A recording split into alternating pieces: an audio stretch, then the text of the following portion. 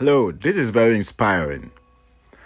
I was on the phone with a young man this evening, and I asked him, "What is a turning point for you? What is the point that you got to and you said to yourself, I've had it.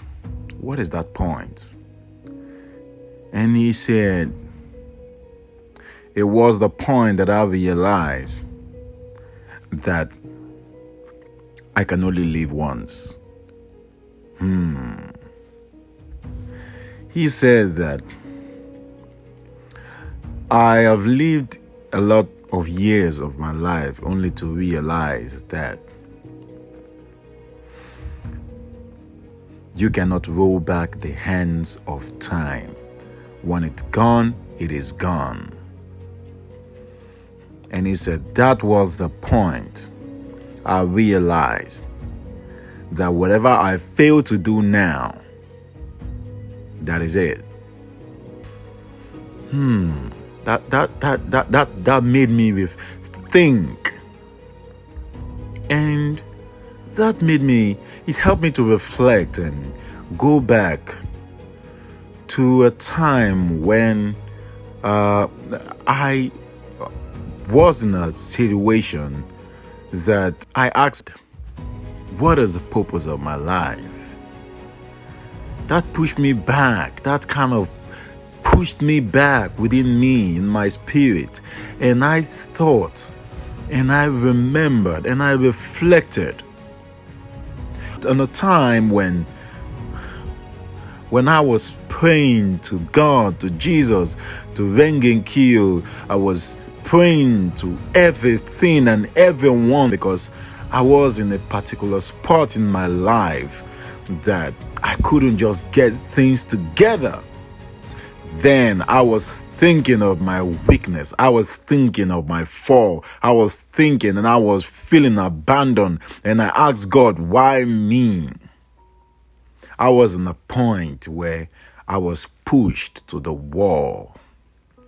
And I played the role of a victim. And I remembered how I felt that period, that time.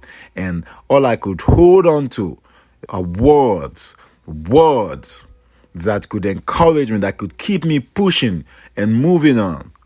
Even if I wasn't seeing a light, I wasn't seeing no tunnel, I knew that God is not a concept. He is a way of life.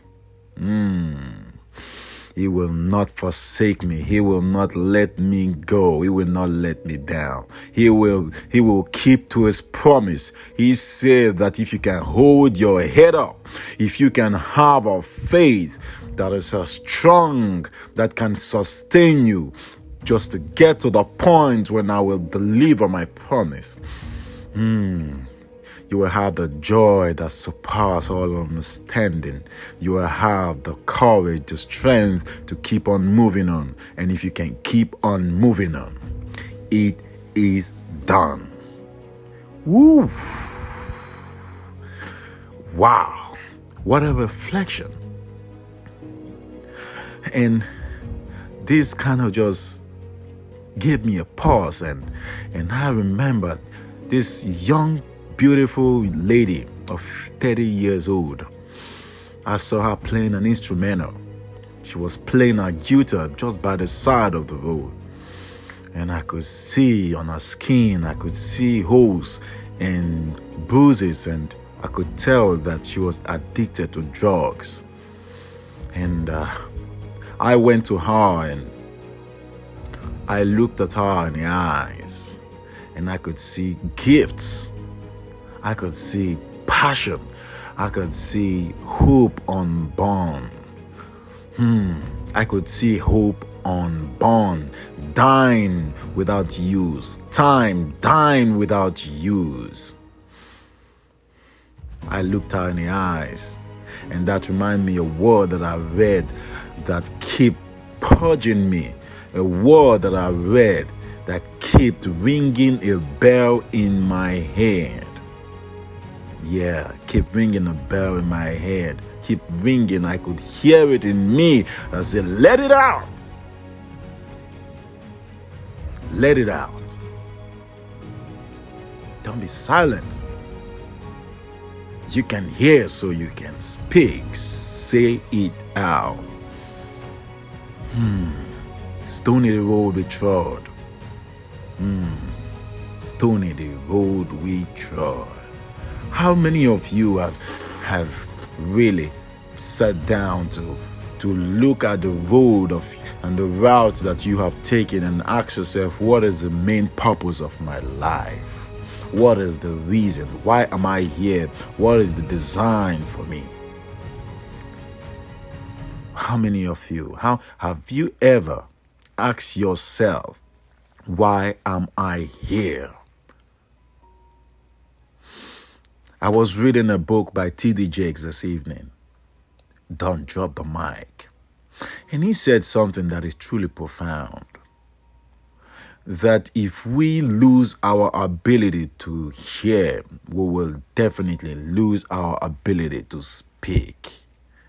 And that pushed me to a place that of realizing how many people or how we have disabled our alarm system, of how we have disabled our ability to listen. People no longer listen. People only hear so they can say something back. People only hear so they can entertain themselves, but no one is actually listening. Stony the road we trod, bitter the chastened road, felt in the days when hope unborn had died. Yet with a steady beat, have not our weary feet come to the place for which our parents sighed. I looked at the young lady and I said to her,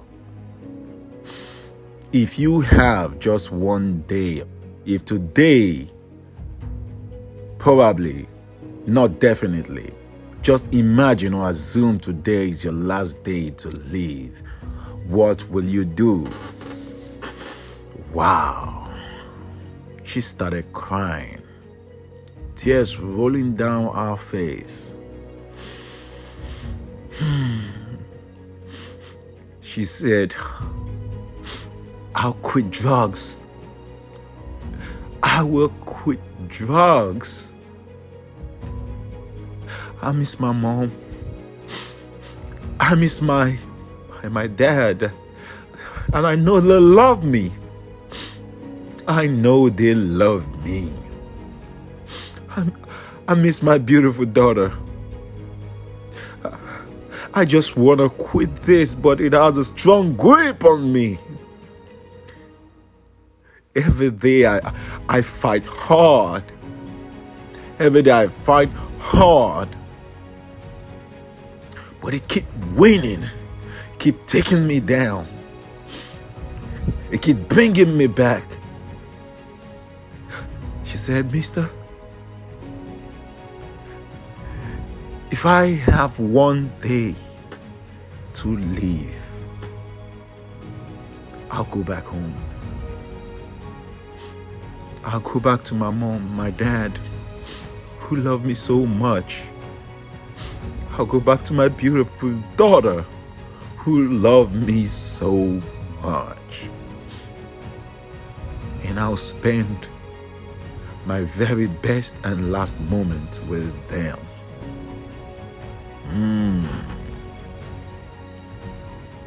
Wow. Wow. I didn't know what to do, neither what to say. I started crying with her because I could see it in her eyes. I could see the genuine in our eyes. The true spirit of change. The true spirit of reflection. The true spirit of genuineness. The true spirit Just like Howard Thurman said, that there's something within every one of us that listens to the genuine in us. And that thing might be the only God that will ever have till we die. And if we don't listen to that genuine voice in us that say, you have greatness within you, you have the possibility to bring out the things you dread so much, the true power within you, the power to fulfill, the power to live your life, the power to live today. Like today is the last day of your life. That power within you. That power. Rub in the cemetery of your gift. Determine the kind of life you want to live. We all have that power. And it's buried within us. A good friend who no longer operates in this realm said that the wealthiest place in this world is not in Manhattan, it's not in Africa, it's not in America, it's in the cemetery. Because there you find dreams and goals and visions and dreams unborn, dying, laying, and no one is there to rescue them. They are locked and we may never experience them for life. Rob the cemetery of your gift. You must live a life that when you depart from this realm, life will owe you no change. Life will owe you nothing because you will exhaust everything that is in you. I asked the young man, why are you crying? Why are you crying? Why? You are a young man. I know men to be strong, but why are you crying? He said, the moment is the reason I cry. Because I only realized that I spent so much time doing the things I don't love. Doing the things that I could have done, I could have changed for years. This is a young man who's been doing a job for a very long time that he never loved, only to get to a point where he got fired. Oh, that hurts. He said, you keep telling me to think something of my life. You keep telling me to follow my dream. And here I am, standing before me, only to search within me and realize that I've been avoiding myself. I've been avoiding reality. I've been avoiding the truth.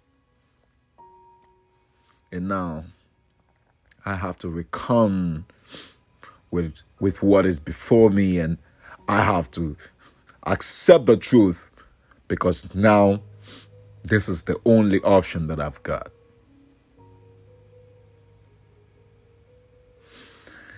Wow. He said, thank you. Thank you for not keeping the truth. Thank you for not holding the truth, regardless of how I may feel, regardless of what my response could have been. You came to me and you said, this is the reality and you must reckon with it. You must accept it and you must admit that the life that I've been living has brought me this far. And if I must change something about me, I must change my perception and my approach to life. Thank you. Thank you. You've been a good friend.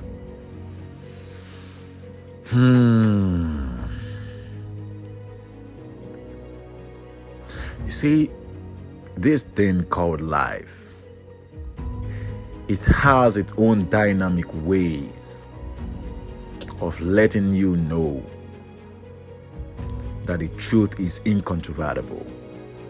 Malice may attack it, time may delay it, but the end, it will somehow exhume and you caught up with it.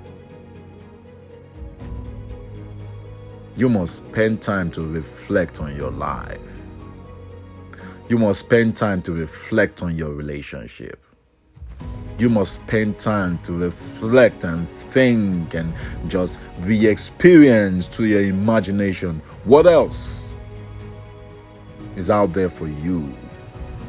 What else is out there? What else is the purpose? What else is possible for your life? Eyes have not seen, ear hasn't heard, nor it is in the heart of mankind what God has in store for those who are willing to reflect on their life, reflect on their purpose, and hold on to their dreams.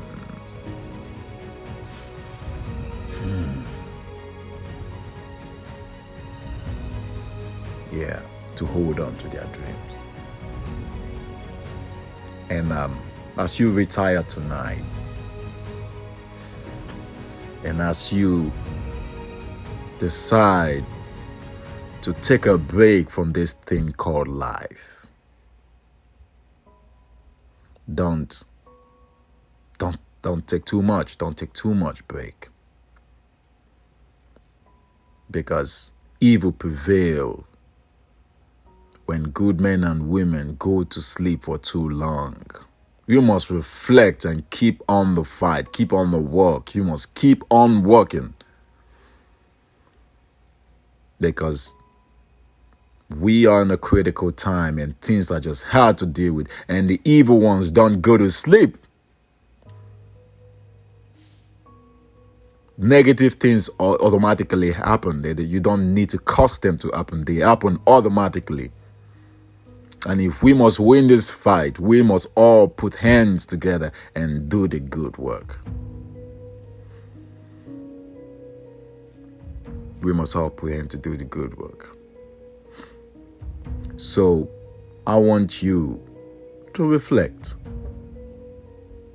to go back to time and see how you have survived all your bad days, to see how you have passed through this thing called life, to see how you've gone to this point where you wake up every morning and you are grateful for a good life.